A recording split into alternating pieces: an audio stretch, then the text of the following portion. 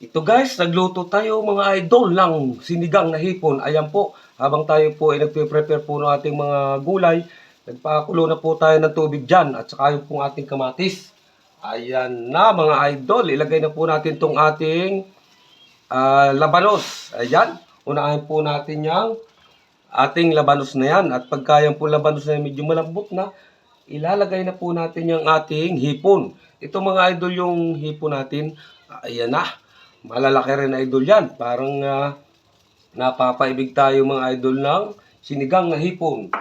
Ayan ay mamaya-maya natin idol. Pagluto medyo malambot na po yung ating labanos.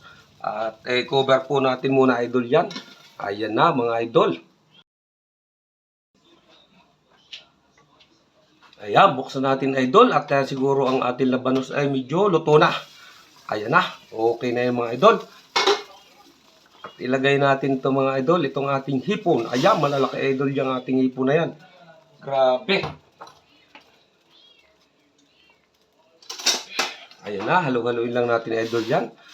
Ayan, ang ating hipon. Ayan namang hipon idol ay pangit yung overcook ng ating hipon na yan. Ayan na. Ilalagay ko na rin idol itong ating ukra. At yan namang ukrang yan ay medyo matagal-tagal maluto yan kaysa dyan sa ating ibang gulay. At isasabay na rin natin idol itong sitaw. At yan naman ay halos ay pare-parehas ang tigas ng balat niyan. Ayan na. Pangit mga idol, masusobrahan naman yung ating hipon. Ayan, pangit po yung overcook ng ating hipon. Kaya dapat ay paglambot po ng ukra at sitaw, ayan po ay luto na rin po yung ating hipon. Ayan na. I-cover muna natin mga idol ulit. I-cover po natin yan ng mga 2 minutes siguro. Ayan na. Okay mga idol, buksan natin at nasushare ko pong luto na yung ating gulay. Ayan na. Grabe naman. Idol, tamang-tama lang idol ang lutong ng ating gulay. At saka kung mapapansin nyo idol, luto na yung ating hipon. Naku, kalalaki, napakasarap mga idol balatan yan.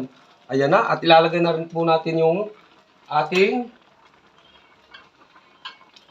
siling green natin mga idol. Ilagay na po natin yan.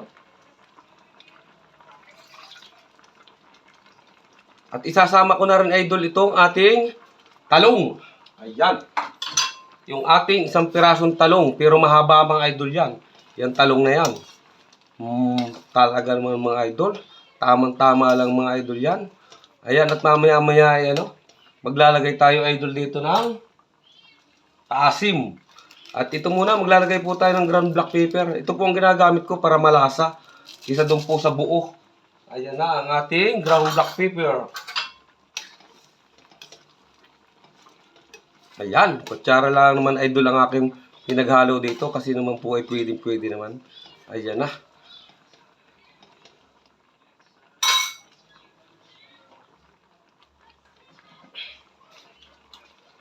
Maglalagay tayo idol dito ng patis. Ayan, alalay lang idol ang patis.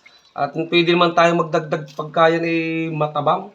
Ayan na mga idol, patis po ang ginagamit natin dyan sa pagsisigang ng hipon na yan. Okay mga idol. At i-cover po ulit natin yan ng mga 1 minute. At bibisita-bisitahin din natin yan mga idol. Yan naman pagluluto ay talaga mga idol may bisitahan. Ayan na mga idol. Ayan na mga idol, bisitahin po ulit natin kung luto na yung ating gulay. Ayan na mga idol, luto na nga yung ating talong, ukra, sitaw. Tama-tama lang po ang pagkakaluto niya. Ngayon mga idol ay maglalagay po tayo ng ito pong ating pampalasa. Yan po, maglagay po tayo ng paasim dyan. Ayan na, yung pong natira kong pampaasim. Ayan, nung tayo po ay nagluto. Ayan na, sa palagay ko idol, kulang yun. Kasi nabawasan na natin. Kaya magdadagdag ulit tayo dyan mga idol. Mas masarap mga idol nito yung may asim talaga. Kaya nga tinatawag na sinigang. Ayan na mga idol. Ayan na. At malapit na natin mga idol ilagay dito yung ating pichay. Okay na mga idol yan. Lasahan natin yan mga idol kung anong panimpla pa ang kulang dyan. Wow!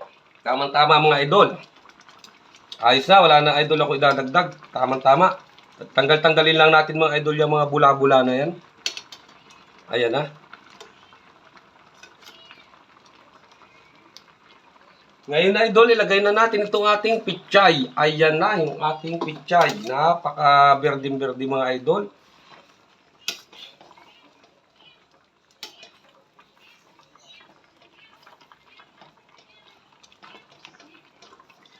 Ayan na mga idol, at yan ay malapit nang maluto. At yan ay luto na ka mga idol yan. I-cover lang natin para talagang yung pichay ay hindi ma-overcook. Ayan na mga idol. Okay na mga idol ang ating sinigang na hipon. Luto na mga idol ang ating sinigang na hipon. Wow, at napakasarap mga idol na sabaw nito. Grabe, tanggalan na natin mga idol ito ng apoy. Ayan. At yan idol, i-cover natin. Para naman sa ganun ay tuloy-tuloy na maluto yung ating pichay. Ayan, pag yan i-cover natin idol, maluluto pa yung pichay niyan. Kaya tinanggalan natin agad ng apoy. Maraming salamat mga idol. Luto na po yung ating sinigang na hipon. Thank you for watching mga idol.